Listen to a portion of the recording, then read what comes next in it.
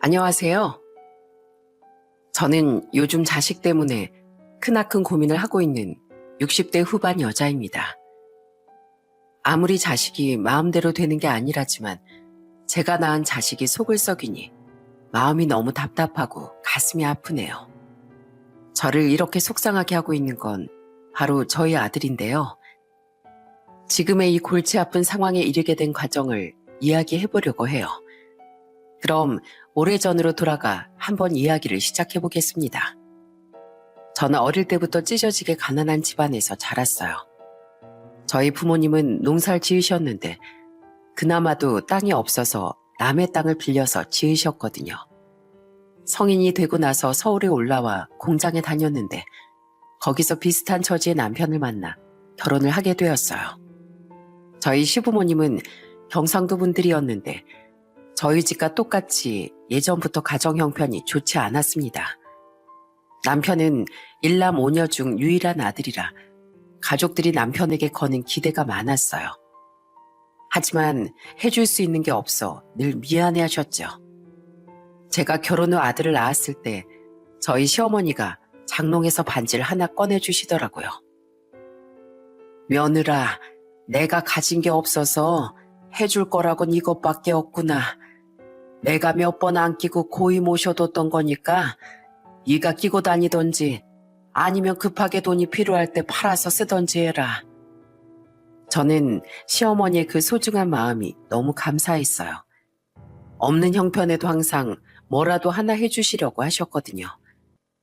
저는 남편과의 작은 신혼집에서 알콩달콩 지내며 둘째로는 예쁜 딸도 하나 낳았답니다.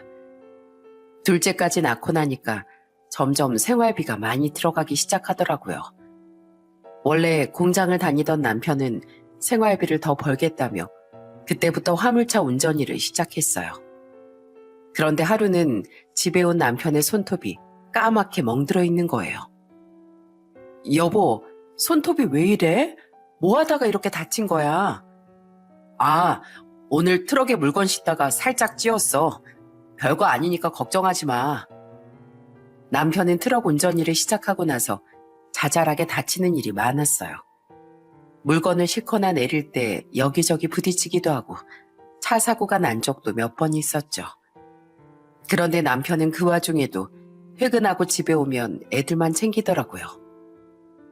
얘들아, 아빠 왔다. 오늘 아빠가 좀 늦어서 심심했지? 아빠가 얼른 씻고 나올 테니까 저녁 먹고 기차놀이 하자. 피곤할 텐데도 항상 아빠로서 최선을 다하려는 그 모습이 너무 좋더라고요. 하지만 그렇게 착하고 성실하던 저희 남편한테 예기치도 못한 불행이 닥쳐오더군요. 저희 아들이 8살이었을 때 남편이 트럭 운전을 하다가 졸음운전으로 사고가 나고 만 거예요. 다행히 생명에 지장은 없었지만 사고의 후유증으로 하반신 마비가 되고 말았습니다. 그런데 수술에서 깨어난 남편은 아무것도 모른 채 저한테 이러더라고요. 여보, 나 이상해. 다리가 움직이질 않아. 빨리 나아야 우리 애들을 위해서 다시 운전대를 잡을 수 있는데 왜 이렇게 회복이 느리지? 여보, 이제 운전대 잡을 필요 없어. 당신 그동안 고생 많았잖아. 그동안 당신이 우리 가족을 위해 희생했으니까 이젠 당신 대신에 내가 우리 가족을 먹여 살릴게. 여보, 그게 무슨 소리야? 내 나이가 이렇게 젊은데 벌써 쉬라고? 그래도 내가 가장인데 그건 아니지. 아니야, 당신은 이제 쉬어. 사실 의사가 그러는데 당신 이제 다리 못 쓸 거래. 평생 휠체어 신세 져야 된다고. 그러자 남편은 심하게 충격을 받아 한참 동안 멍하니 있더군요. 그리고 믿을 수 없다면서 서럽게 울기 시작했어요. 남편은 퇴원 후에도 매일 힘들어했습니다. 술은 입에도 안 대던 사람이 매일 현실을 비관하며 술을 마셨고 그렇게 다정했던 사람이 애들한테도 화를 내고 물건을 마구 던지기 시작했어요. 다 필요 없어. 나가. 다들 나가라고. 제가 아무리 옆에서 위로를 해주고 달래줘도 소용이 없었죠. 그러자 이 소식을 들은 저희 시부모님께서 직접 올라오셨어요. 시어머니 남편을 붙잡고 이렇게 말씀하시더라고요. 이놈아, 이럴수록 정신 바짝 차리고 힘을 내야지. 처자식까지 있는 놈이 이렇게 못난 모습 보여서야 되겠니? 어머니, 전 너무 살기가 싫어요. 다리가 이렇게 되는 바람에 제가 스스로 할 수 있는 건 아무것도 없단 말이에요. 씻을 때도 애들 엄마가 씻겨줘야 되고 옷 하나를 입더라도 도와주지 않으면 입을 수도 없다고요. 또 진짜 이런 꼴로는 더 이상 살아가고 싶지가 않아요. 그래도 힘을 내서 이겨내야지. 물론 네가 힘들 거라는 거 충분히 잘 알고 있단다. 그렇게 건강하던 네가 하루아침에 휠체어 신세를 지게 됐으니 살아갈 의지가 없어질 만도 하겠지. 하지만 넌 한 가정의 기둥이 되어야 할 아버지잖니. 그러니까 네 처자식을 생각해서라도 정신 똑바로 차리려무나. 알겠니? 시어머니는 남편이 너무 걱정되셨는지 시아버지가 먼저 내려가신 뒤에도 6개월 동안이나 저희 집에서 지내면서 남편 옆을 지켜주셨어요. 그렇게 온 가족이 남편에게 계속 힘이 되어주는 말을 하니까 남편도 어느새 안정을 되찾더라고요. 남편이 괜찮아진 건 다행이었지만 문제는 생활비였어요. 저는 남편 대신에 돈을 벌기 위해 일자리를 알아보고 다녔습니다. 그러다가 아는 언니의 소개로 파출부 일을 하게 되었어요. 처음에 맡게 된 집은 사업하는 사장님의 집이었는데 초반부터 사모님의 구박이 날라오더라고요. 아유, 그게 왜 이렇게 짜?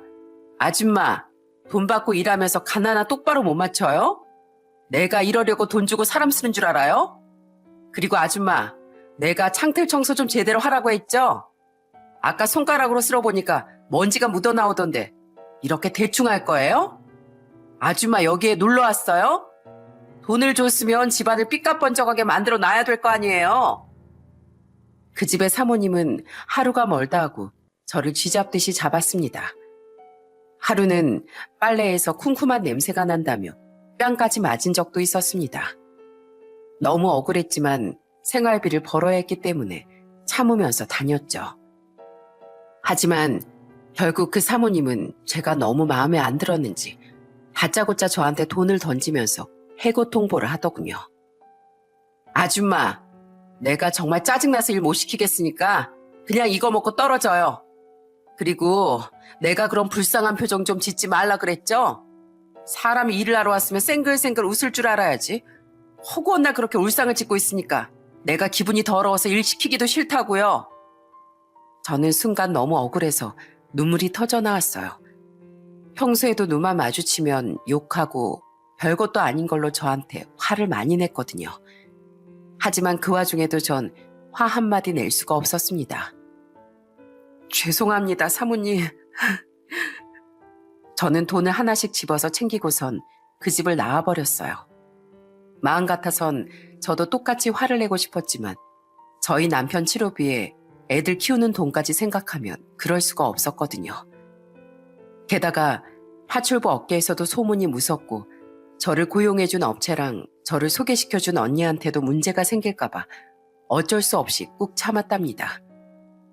그렇게 그 집 일을 그만둔 후에 저는 혹시 제가 부족한가 싶어서 저한테 파출부 일자리 소개시켜준 언니한테 이것저것 노하우를 전수해달라고 했어요.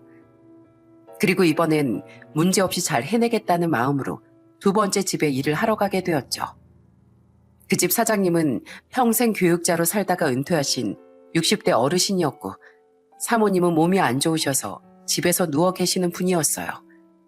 첫 번째 집과는 다르게 사장님이 정말 잘해주시더라고요. 제가 일을 하고 있으면 흐뭇하게 웃으면서 이렇게 말씀하셨어요. 아이고, 뭘 그렇게 열심히 하세요? 좀 쉬엄쉬엄 하시지. 출출하시면 냉장고에 있는 과일도 깎아먹고 그래요. 내가 그렇게 팍팍한 사람은 아니니까. 저는 이런 집에서라면 평생이라도 일할 수 있을 것만 같았어요. 하지만 제가 그 집에서 일한 지 한 달이 지나자 슬슬 사장님이 본색을 드러내기 시작하더군요. 어느 날부터 제가 주방에서 설거지를 하고 있으면 은근슬쩍 뒤에서 안으려고 하거나 실수인 척 제 손을 잡기도 했어요. 그렇게 자꾸 치근덕거리기 시작하더니 하루는 저한테 대뜸 돈 봉투를 주는 겁니다. 제가 이게 뭐냐고 물어보니까 이렇게 대답하더라고요. 남편이 다리를 다쳐서 일도 못한다며? 하반신 마비면 남자 구실도 못할 텐데 이참에 나랑 몰래 만나보는 건 어떤가? 나도 집사람이 아파서 누워있으니 외로운 남녀끼리 오붓하게 지내면 좋을 것 같은데. 저는 순간 얼굴이 화끈거리면서 화가 머리 끝까지 치솟더군요. 그때는 일자리를 잃든 말든 눈에 뵈는 게 없었어요. 그래서 그 돈을 사장님 얼굴에 집어던지면서 화를 냈습니다. 사장님, 진짜 너무하시네요. 제가 그렇게 만만해 보이세요? 저요, 남편도 몸이 아프고 집안에 돈이 없어서 이런 일 하고 있지만 그렇게 함부로 대해도 되는 사람 아니에요. 제가 이깟 돈 때문에 사장님 애인 노릇 해줄 줄 아셨어요? 대놓고 만나자는 것도 아니고 몰래 만나자는데 그것도 안 돼? 솔직히 말해봐. 이 정도 돈이면 나 한번 만나줄 수도 있는 거 아니야? 싫어요. 싫다고요. 그렇게 여자가 만나고 싶으면 그 돈으로 술집이나 가시던가요. 전 이런 취급 당하면서 더 이상은 여기서 일 못하겠네요. 회사에 말해서 그만둘 테니까 다른 사람 구하세요. 저는 그렇게 말하고선 그 집을 빠져나왔어요. 너무 속상해서 눈물이 펑펑 나오더라고요. 그런데 그 인간은 본인이 한 잘못은 생각도 안 하고 회사에 전화해 항의를 했더군요. 하지만 다행히도 회사에서는 이 모든 일을 알고 저를 이해해 주시더라고요. 하지만 전 파출부 일에 대해 깊은 회의감에 빠지고 말았어요. 그래서 결국 저는 파출부 일을 그만두고 식당이며 공장이며 다른 일들을 이것저것 하게 되었답니다. 하지만 다른 일을 해보아도 역시 파출부 일이 제일 괜찮은 것 같더라고요. 그래서 저는 2년 뒤에 다시 파출부 일을 하게 되었어요. 다행히도 세 번째로 만난 사장님 부부는 정말 좋은 분들이었어요. 저하고 나이 차이가 5살밖에 안 나는 젊은 부부였는데 사장님이 의사라고 하더라고요. 그런데 여기서는 월급을 훨씬 많이 챙겨줄 테니 늦둥이로 낳은 3살배기 쌍둥이를 돌보는 조건을 내걸더군요.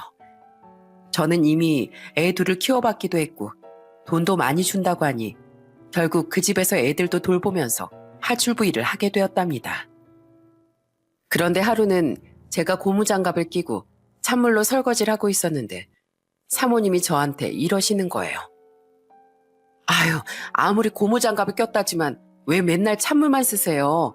뜨거운 물 좀 팍팍 쓰시지. 아니에요. 제가 전에 일해보니까 뜨거운 물 많이 쓰는 걸 사모님들께서 싫어하시더라고요.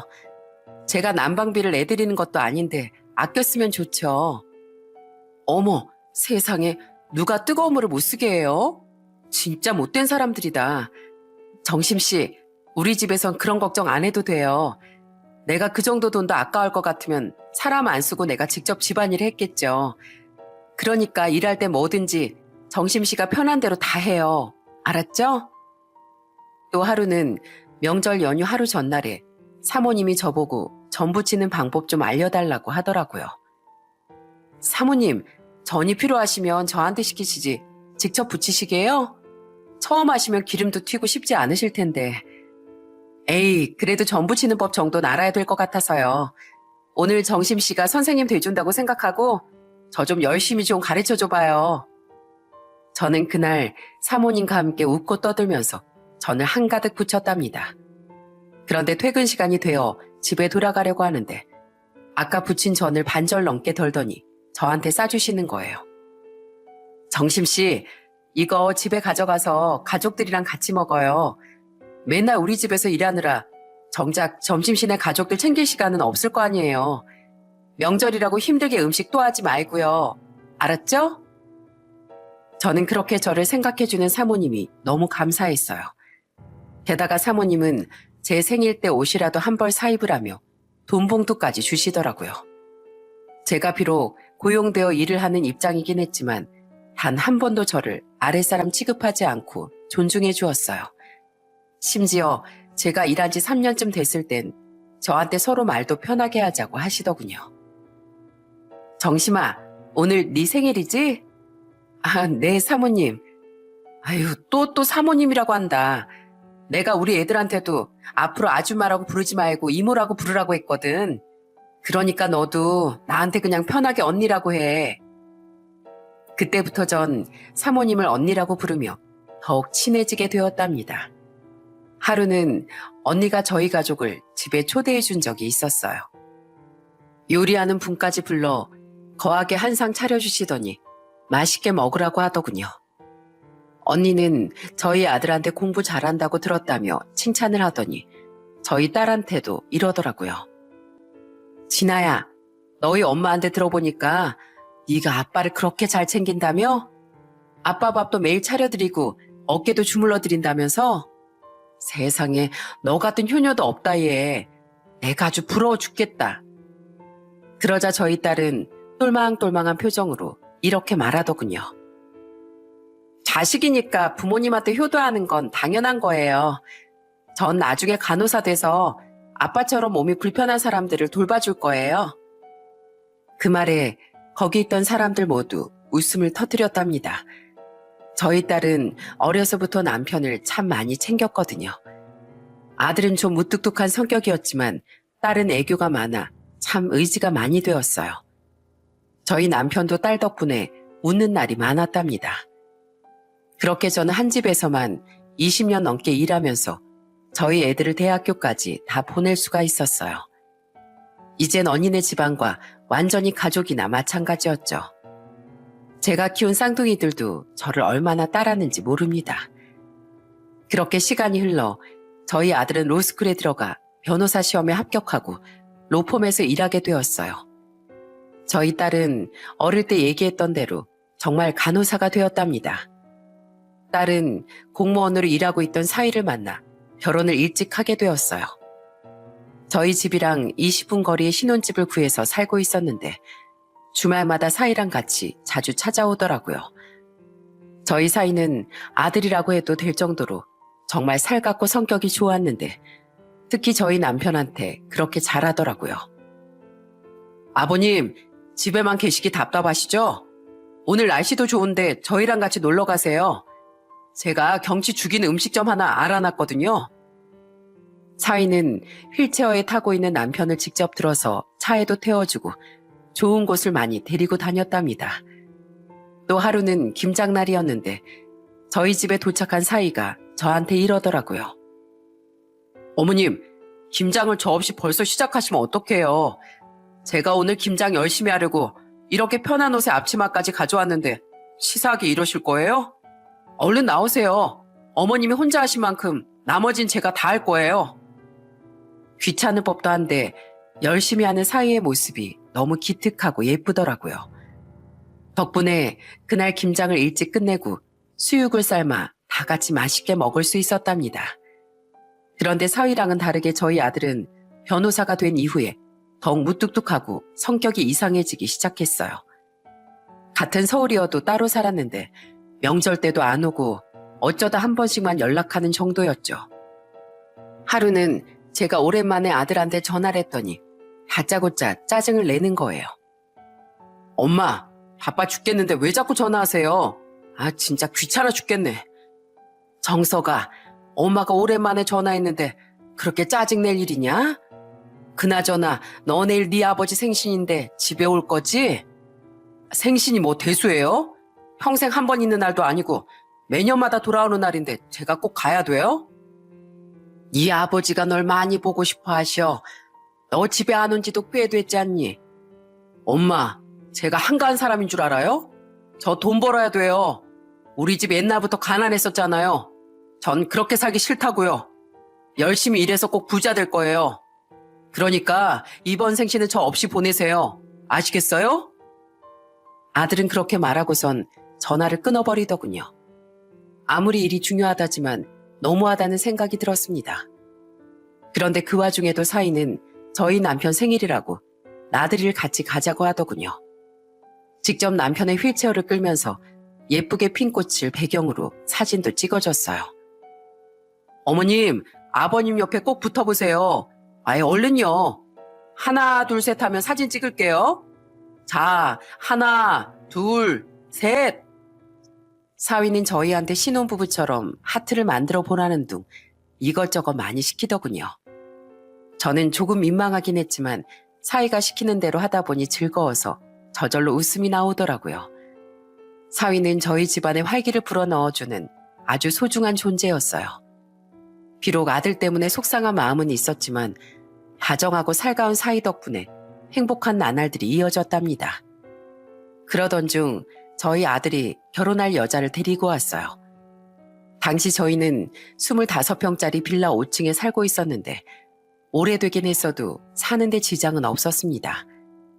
그런데 현관문을 열고 들어온 예비 며느리의 첫마디를 듣고 깜짝 놀라고 말았어요. 보통은 처음 보면 처음 뵙겠습니다. 저는 누구누구입니다. 하고 인사부터 하지 않나요? 그런데 예비 며느린 인사도 없이 헥헥거리더니 저희 아들한테 이러더라고요. 아, 오빠, 집구석이 왜 이렇게 층수가 높아? 안 그래도 나 힐 신어서 발 아픈데 힘들어 죽겠잖아. 그런데 아들은 거기에다 맞장구를 치면서 이렇게 얘기를 하더군요. 수정아, 미안. 우리 집에 엘리베이터가 없어서 그래. 엄마, 그러니까 제가 이사 좀 가라고 그랬잖아요. 요즘 세상에 5층에 살면서 계단으로 오르락내리락 하는 게 말이나 돼요? 아휴, 힘들어 죽겠어 진짜. 저는 너무 어이가 없었지만 아들이 데려온 사람이니까 한 번은 참았습니다. 그래서 미리 차려놓은 저녁 식사를 들어와서 먹으라고 했어요. 그리고 저는 예비 며느리에게 이것저것 물어봤습니다. 이름이 수정이라고 했죠? 그래, 우리 정석이랑은 오래 만났어요? 아니요, 6개월 만났는데요. 아, 그렇구나. 그럼 부모님은 두 분 다 살아계시고요? 네, 살아계시고 사업하고 계세요. 제가 무슨 질문을 할 때마다 쌀쌀맞은 목소리로 단답을 하더군요. 더 이상 대화를 이어가기 힘든 수준이었어요. 그런데 그뿐만 아니라 밥 먹는 예의도 영 아니더라고요. 먹을 때 쩝쩝 소리를 내면서 먹고 반찬도 막 뒤적거리다가 입에 맞지 않는지 젓가락을 소리나게 탁 내려놓는 거예요. 그걸 보고 참고 있던 남편이 한마디를 했어요. 아니, 우리 예비 며느리가 밥상머리 예절이 영 거슬리네. 평소에는 어떻게 생활하는지 몰라도 오늘은 처음으로 인사 온 날이니까 기본적인 예절은 지켜야 되지 않겠어요? 네? 제가 뭘 어쨌다고요? 진짜 웃겨 죽겠네. 오빠네 부모님 왜 이러셔? 그러자 어이없게도 저희 아들이 버럭 성을 내더군요. 아버지, 진짜 왜 이러세요? 요즘 MZ세대 몰라요? 밥상머리 예절 운운하면서 그렇게 잔소리 하시면 꼰대 소리 들어요. 내가 이래서 집에 안 데리고 오려고 그랬는데 우리 수정이 앞에서 창피하게 이게 뭐예요? 아휴, 저 오늘은 그냥 가볼게요. 기분 잡쳐서 더 이상 못 앉아 있겠어요. 수정아, 가자. 아들은 그렇게 말하고선 예비 며느리의 손을 붙잡고 휙 나가버리더군요. 예비 며느리도 인사 하나 없이 눈을 흘기면서 가버렸어요. 세상에 싸가지도 그런 싸가지가 없더군요. 저는 아들과 예비 며느리 행동에 너무 기가 차고 걱정이 되었답니다. 남편도 아들이 가고 나서 술을 벌컥벌컥 들이키더니 이렇게 말하더군요. 저놈의 자식이 아주 가정교육을 잘못 받았어. 이게 다 내 죄야, 내 죄라고. 남편이 그렇게 한탄을 하자 저도 지나간 날들을 돌이켜보게 되더라고요. 생각해보니까 제가 계속 파출부일을 하면서 아들에게 신경을 별로 못 썼던 것 같다는 생각이 들었어요. 저희 남편도 본인이 힘들다 보니까 애들한테 해줄 수 있는 게 별로 없었고요. 아들이 그런 환경 속에서 공부도 혼자 하고 혼자 생활하는 시간이 많다 보니 제가 모르는 사이에 조금씩 엇나갔던 것 같더라고요. 게다가 예비 사돈 집안은 저희 집과는 다르게 굉장히 잘 사는 집이었는데 예비 며느리가 어릴 때부터 부족함 없이 오냐오냐 커서 그런 것 같더군요. 저희 아들도 그렇고 예비 며느리도 그렇고 가정교육이 이래서 중요한 거구나 라는 걸 느꼈답니다. 그런데 저는 아무리 아들이 좋다고 해도 그런 여자랑은 결혼을 시키고 싶지 않더라고요. 그래서 얼마 후에 아들에게 이렇게 얘기했어요. 정석아, 이번에 보니까 예비 며느리가 인성이 영 별로인 것 같더구나. 네가 능력이 없는 것도 아니고 다른 여자도 충분히 만날 수 있는데 이번 결혼은 그냥 없는 걸로 하면 안 되겠니? 엄마가 뭘 한다고 그러세요? 하다 이젠 아들 혼사까지 막으려고 하시는 거예요? 그게 무슨 소리야. 난 네가 걱정도 해서 그러는 거지. 어른이 내가 보기엔 그 애가 영 글러먹은 것 같아서 그래. 그런 애랑 결혼하면 너만 고생하는 거야. 고생을 해도 제가 해요. 엄마가 왜 참견하는데요? 저 어릴 때 맨날 남의 가정만 돌보다가 우리 가정은 돌보지도 않았으면서 왜 이제 와서 저한테 이래라 저래라 하시냐고요? 저요, 제 인생은 제가 알아서 할 거예요. 그러니까 제 혼사길 막지 마세요. 제가 아무리 설득을 해봐도 아들의 고집을 꺾을 수는 없었습니다. 그래서 저는 결국 어쩔 수 없이 그 둘을 결혼시키기로 했어요. 하지만 집안 수준이 차이 나다 보니 저희 아들이 결혼하고 나서 무시라도 당할까봐 걱정이 되더군요.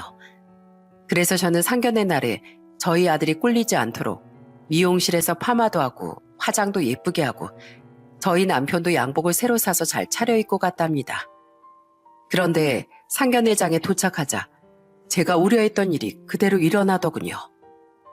안녕하세요. 저희는 정석의 예비 되는 사람입니다. 그런데 예비사도는 네 오셨어요 한마디 하고선 식사하자는 말도 없이 먼저 밥을 먹기 시작하더군요. 그리고 밥을 먹던 예비 안사돈이 대뜸 저한테 이렇게 묻는 거예요. 그런데 혹시 전엔 무슨 일을 하셨어요? 갑작스런 그 질문에 대답이 바로 나오지 않아 머뭇거리는데 안사돈이 또 이러더군요. 왜 말을 못하세요? 전에 어느 직장에서 일하셨냐고요? 그래도 아들을 변호사까지 만들었으면 대단하신 분인데 무슨 일을 하셨냐니까요. 그런데 그때였어요. 옆에서 조용히 밥을 먹고 있던 딸이 나서더군요. 네, 맞아요. 우리 엄마 정말 대단한 분이세요. 우리 엄마 없었으면 우리 오빠가 변호사 되는 건 꿈도 못 꿨을 거예요. 그리고 자꾸 예전에 무슨 직장 다녔냐고 물어보시는데 제가 대신 대답해 드릴게요. 저희 엄마요, 파출부 일하셨어요. 20년이 넘는 시간 동안 파출부 일하면서 저랑 오빠 대학까지 보내고 이렇게 헌신하면서 사셨다고요. 뭐? 파출부? 그럼 남의 집 식모살이 하면서 지금까지 애들을 키웠단 말이에요? 아휴, 진짜 황당하네. 여보, 우리 딸 이런 집안이랑 결혼시켜야 돼? 집안 수준이 너무 차이 나잖아. 그런데 그 와중에 예비 며느린 눈을 흘기면서 맞장구를 치더라고요. 엄마, 내가 그래서 얘기했잖아. 저번에 오빠네 집 가보고 깜짝 놀랐다니까? 세상에 무슨 80년대도 아니고 엘리베이터가 없는 게 말이 되냐고. 집구석도 무슨 바퀴벌레 나올 것까지 생겼어. 저는 순간 너무 화가 나서 예비 며느리와 예비 안사돈에게 이렇게 소리쳤습니다.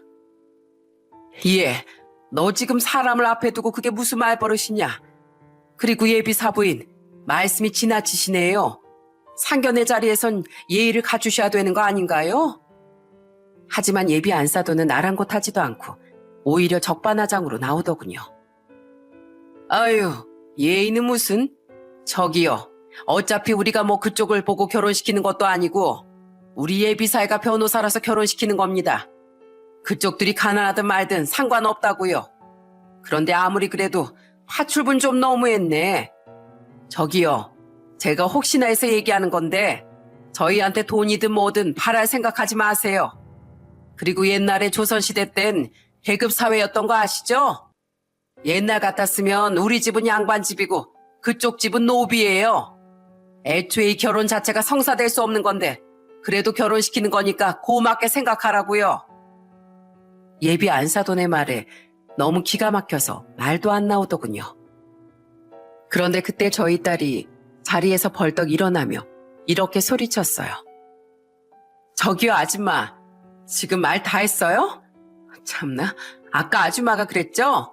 집안 수준이 너무 차이 난다고요. 지금 보니까 그 말이 딱 맞네요. 입에서 똥내 나는 더러운 말들만 내뱉는 아줌마네 집안하고 저희 집하고는 수준 차이가 나도 너무 난다고요. 뭐라고요? 어머나, 상견례 자리에서 이게 무슨 버릇없는 짓이야. 집안 전체가 무식해도 너무 무식하네. 무식한 건 우리 집안이 아니라 아줌마네 집안이겠죠. 오빠, 왜 입 다물고 가만히 앉아만 있어? 오빠는 엄마가 이렇게 심한 말을 들었는데 화도 안 나? 오빠가 나가서 뭐라도 한마디라도 해야 될 거 아니야. 오빤 이런 상황 속에서도 저런 집안 딸이랑 결혼을 하고 싶어? 그런데 저희 아들이 얼굴이 시뻘개져서는 딸한테 이렇게 소리를 치더군요. 그래, 결혼하고 싶다. 이분들은 날 저 위까지 올려줄 분들이야. 우리 집에선 그런 거 못하잖아. 그리고 우리 예비 장모님 말이 틀렸어? 조선시대로 따지면 수준 안 맞는 거 맞잖아. 내가 결혼해서 신분 상승하고 싶다는데 네가 왜 난리야? 뭐라고? 네가 아주 미쳤구나. 변호사 되더니 지 잘난 맛에 부모도 버리겠다 이거지? 야, 내가 앞으로 너한테 오빠라고 부르면 난 이제 사람도 아니다. 이거나 먹고 꺼져. 딸은 그렇게 말하고선 물잔에 있는 물을 아들의 얼굴에 확 뿌려버렸어요. 그런데 그때 저희 사이도 화가 잔뜩 나서 한마디 하더군요. 형님, 정말 실망입니다. 힘들게 공부해서 변호사 되신 거 존경하고 있었는데 아무래도 제가 사람을 잘못 봤나 보네요. 형님, 인생은 돈이 다가 아닙니다. 어려운 환경 속에서도 고생하면서 힘들게 형님을 키워주신 부모님한테 이러는 거 아주 큰 잘못하시는 거라고요. 뭐야? 매제, 지금 말 다 했어? 이게 위아래도 모르고 까불어? 저는 끝까지 적반하장으로 나오는 아들을 보고 더 이상 참을 수가 없더군요. 그래서 아들에게 이렇게 소리쳤습니다. 정석이 너 제발 그만하지 못해? 우리 사이가 뭐 틀린 말 했냐? 너 같은 건 아들도 아니야. 저 인간들이 우리를 이렇게나 무시하는데 그런데도 꼭 결혼을 하고 싶다 이거지? 그래, 어디 한번 결혼해서 잘 살아봐라. 가족 없이 잘 살아보라고. 그러자 남편도 저를 따라 불같이 화를 내더군요. 아휴, 내가 저번에 저 애를 우리 집에 데려왔을 때부터 알아봤어. 집구석이 이 모양이니 예절 교육이 하나도 안 돼 있지. 정석이 너 이딴 식으로 하려고 상견례 잡았냐? 부모 가슴이 이렇게 대못을 박으려고. 그래, 나도 네가 저런 애랑 결혼하든지 말든지 신경 안 쓰마. 그러니까 앞으로 너 알아서 하거라. 그렇게 저희는 상견례장을 빠져나왔습니다. 밖에 나와서도 가슴이 너무 아파서 눈물만 나오더라고요. 솔직히 그런 일을 겪었는데도 아들의 결혼식을 참석해야 될지 말아야 할지 고민이 많았어요. 이 사연을 들으시는 분들은 결혼식을 뭐하러 가냐며 저를 답답하게 생각하실 수도 있지만 막상 저 같은 일을 직접 당해보면 고민을 안 할 수가 없을 겁니다. 그런데 아들은 결국 결혼식 날짜를 잡더니 결혼식 2주 전에 술에 잔뜩 취해서 저희 집에 찾아왔더라고요. 남편은 집에 들어온 아들을 보자마자 다짜고짜 화를 냈어요. 야, 이놈의 자식아! 부모한테 그딴 식으로 해놓고 남처럼 살면 되지. 여긴 왜 기어들어왔어? 아버지, 조용히 좀 하세요. 아버지가 저한테 뭐 해주신 거 있으세요? 사과라도 하러 왔나 했더니 또다시 막말을 내뱉더군요. 저는 너무 화가 나서 아들에게 한마디 했습니다. 너 지금 이게 아버지한테 무슨 말버릇이야? 너 이것밖에 안 되는 애였니? 예, 저 이것밖에 안 되는 사람이에요. 모르셨어요? 끝까지 그런 식으로 나온다 이거지? 너 여기 왜 왔어? 내가 오늘 네 얼굴 보니까 정말로 정이 뚝 떨어지는구나. 난 이 와중에도 네 결혼식을 참석해야 되나 말아야 되나 고민하고 있었는데 넌 이렇게 와서 또 부모 속을 뒤집어 놔? 그런 고민을 뭐하러 하세요? 그냥 오지 마세요. 저 그 말씀 드리러 왔어요. 뭐? 우리더러 결혼식에 오지 말라고? 그래요. 제발 오지 마세요. 우리 수정이가 엄마 식모 출신이라서 싫대요. 자기네 집안은 잘나가는 사업가 집안이라 결혼식도 호텔에서 하는데 엄마처럼 천한 출신은 결혼식장에 초대하고 싶지 않대요. 엄마, 그거 모르시죠? 저희 처갓집은요, 평생 파출부 아줌마 쓰던 집안이었어요. 엄마가 사모님 하면서 굽신거리던 그 집안이랑 똑같은 게 바로 우리 처갓집이라고요. 그런데 그렇게 돈 주고 부리던 파출부 출신이랑 사돈을 맺어야 되는데 그게 좋으시겠어요? 그러자 남편이 손을 부들부들 떨면서 이렇게 소리치더군요. 이 아이 몹쓸 놈의 자식아. 넌 그게 부모한테 할 말이냐? 겨우 이딴 말 하려고 여기까지 찾아왔어? 너 당장 이 집에서 꺼져. 썩 꺼지라고. 싫어요. 할 말은 하고 꺼질 거예요. 저희 예비 장모님도 식모 출신은 사돈으로 받아들이고 싶지 않대요. 그러니까 오지 마세요. 진정으로 절 위하신다면 오지 마시라고요. 저는 순간 눈이 뒤집어지는 줄 알았습니다. 세상에 어느 아들이 부모한테 이런 말을 하나요? 저는 너무 열이 받아서 손바닥으로 아들을 사정없이 때렸어요. 그러자 아들은 자포자기한 표정으로 저한테 이러더군요. 그래요. 때리세요. 그래도 우리 엄마니까 저 때릴 자격 있어요. 하지만 제 마음도 제발 이해 좀 해주세요. 아들은 그렇게 말하고선 벌떡 일어나 현관문 밖으로 나가버리더군요. 저는 정말 가슴이 아프다 못해 백만갈래로 갈기갈기 찢어지는 줄 알았습니다. 남편도 옆에서 고개를 숙이고 한숨만 푹푹 쉬더라고요. 자식들을 잘 키우기 위해 파출부일을 했던 건데 그게 화살이 되어 저한테 이런 상처를 줄 줄은 꿈에도 몰랐어요. 그렇게 힘든 와중에 저는 마음을 의지할 곳을 찾아갔습니다. 그건 바로 제가 20년 넘게 일했던 그 언니네 집이었어요. 의사였던 형부가 나이가 70이 넘어가면서 병에 걸려 집에 누워있는 시간이 많아졌고 언니도 당뇨랑 혈압 때문에 몸이 안 좋았거든요. 저한텐 은인이나 다름없는 사람들이었기 때문에 파출부 일을 그만둔 이후에도 일주일에 한 번씩 음식도 해주고 청소도 해주면서 도와주고 있었답니다. 저는 너무 답답한 마음에 언니네 집에 찾아가 언니한테 하소연을 했어요. 언니, 나 아무래도 자식을 잘못 키웠나 봐.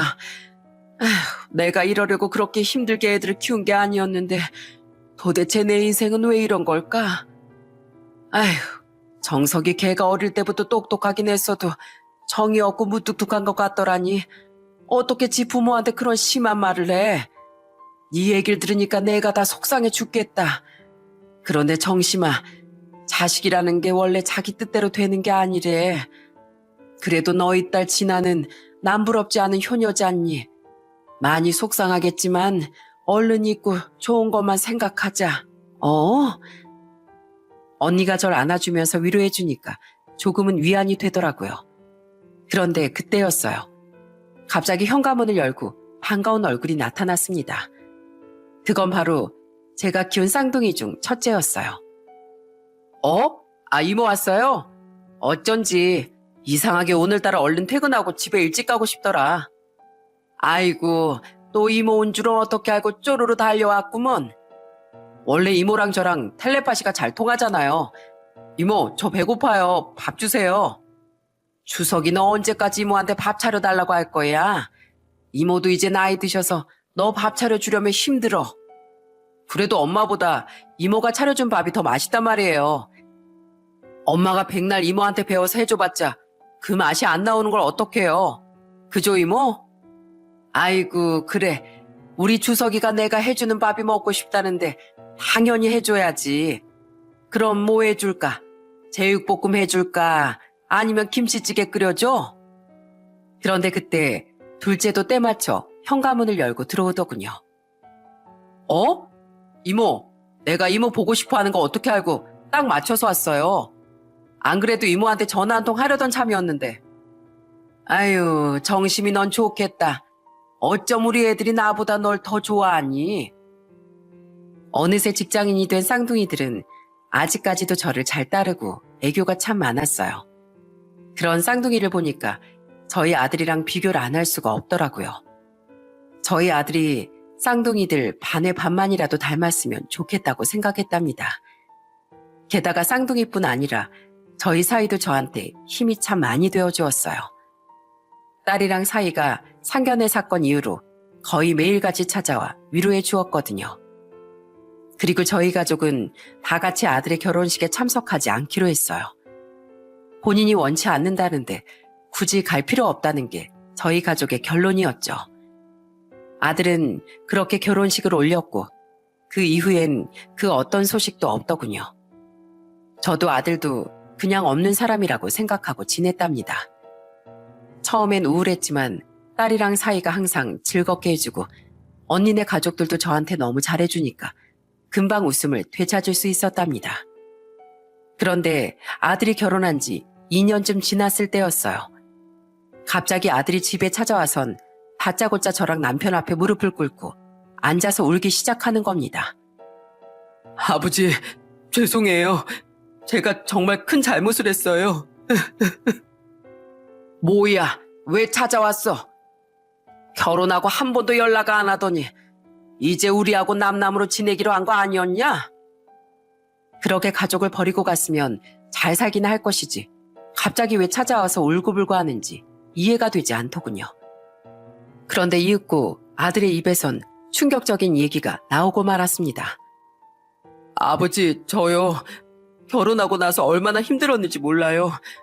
저희 처갓집에서 저를 얼마나 미워했는 줄 아세요? 널린 게 변호사인데 하필이면 저같이 돈도 없는 집안 아들이랑 결혼시켰다면서 장모님이 맨날 절 구박하셨단 말이에요. 제가 아무리 좋은 선물을 사들고 가고 웃으면서 말을 걸어도 무슨 벌레 보는 것 마냥 절 무시하기만 했어요. 그 얘기를 들으니 한숨만 저절로 나오더군요. 그래서 저는 아들에게 이렇게 말했습니다. 너는 결혼하기 전에 그 집안 인간들이 하는 꼴을 보고 그 정도도 예상 못했니? 내가 그래서 걔랑 결혼하지 말라고 얘기했던 거야. 돈이랑 직업으로 사람 수준 나눠가면서 무시하는 인간들인데 너한테는 뭐 안 그럴 줄 알았어? 뻔히 다 예상된 결과였는데 부모 말 안 듣고 네가 고집 부려서 결혼한 거니까 그 정도는 감당해야지. 설마 너 그거 하소연하려고 여기까지 온 거니? 제 편 되어줄 사람 우리 가족밖에 없잖아요. 저 이제 처갓집 한 데서 완전히 버림받았다고요. 저희 와이프 얼마 전에 바람났어요. 그것도 능력도 좋고 집안도 빵빵한 남자랑요. 그런데 본인이 바람 펴놓고서 당당하게 저보고 이혼하재요. 엄마도 저희 와이프 직업도 없이 집에서 놀기만 하는 거 아시죠?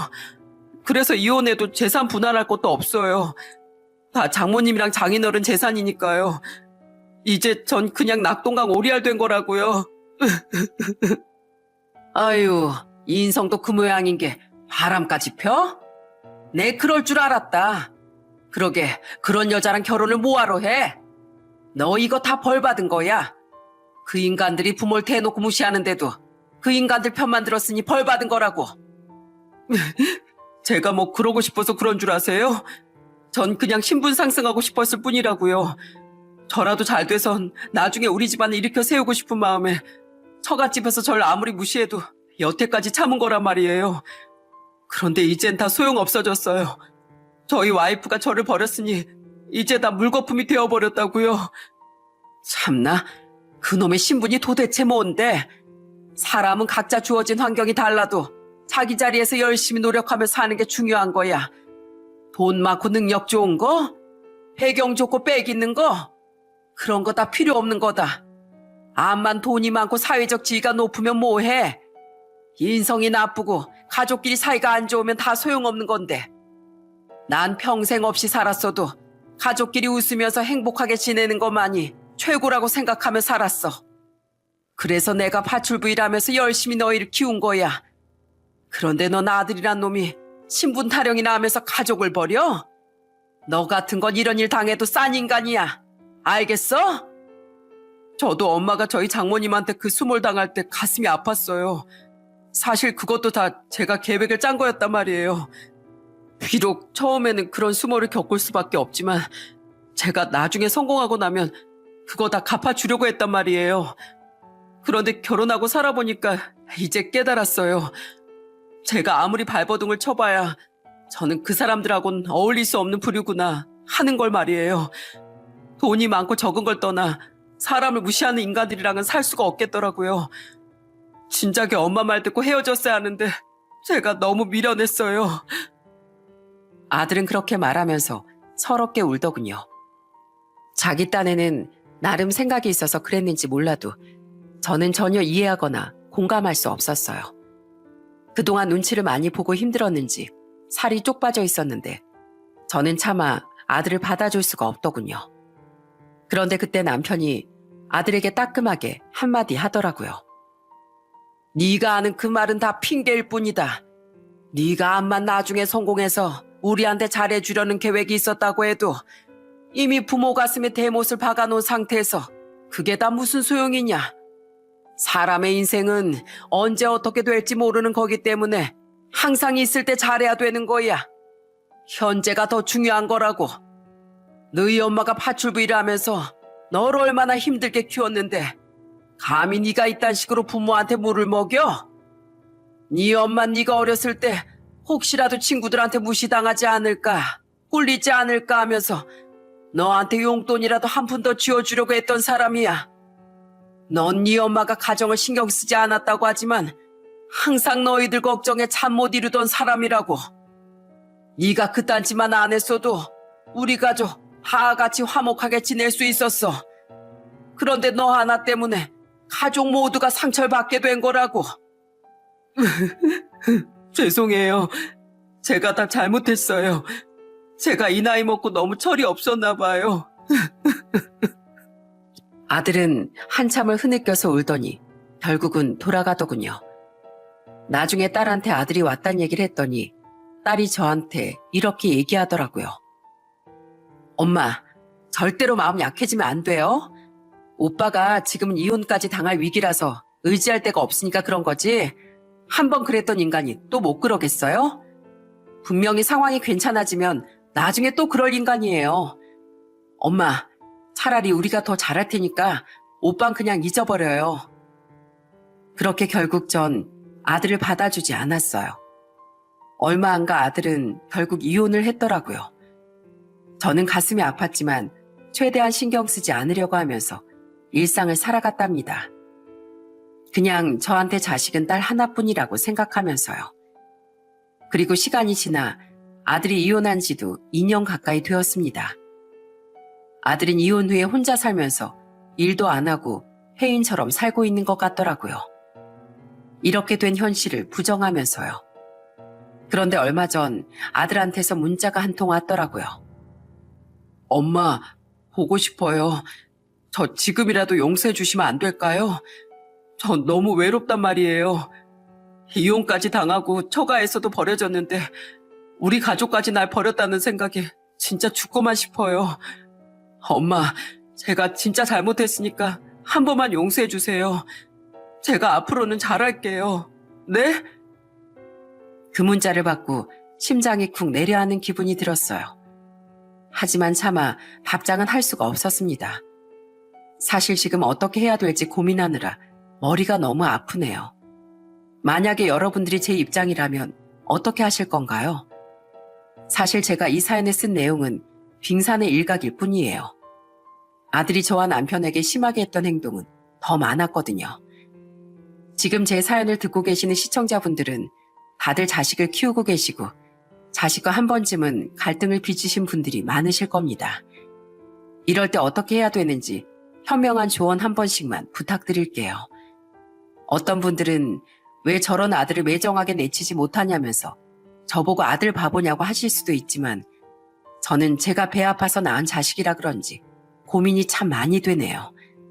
여러분, 저 어떻게 해야 될까요? 제가 이 사연을 듣는 분들께 한 가지 부탁드리고 싶은 게 있다면 직업에 귀천이 있다는 생각을 버리셨으면 하는 거예요. 저는 파출부 일을 오랫동안 했지만 한 번도 제가 천하다고 생각한 적이 없었고 저보다도 돈이 안 되고 힘든 일을 하시는 분들을 무시한 적도 없거든요. 오히려 저는 파출부 일을 하면서 소중한 인연을 만나 얼마나 감사한지 모릅니다. 지금도 언니네 부부와 쌍둥이들이 저를 많이 응원해주고 있거든요. 여러분, 마지막으로 제가 이 고민을 끝낼 수 있도록 부디 현명한 지혜 부탁드립니다. 그럼 제 이야기는 여기에서 마치도록 할게요. 다들 행복하세요.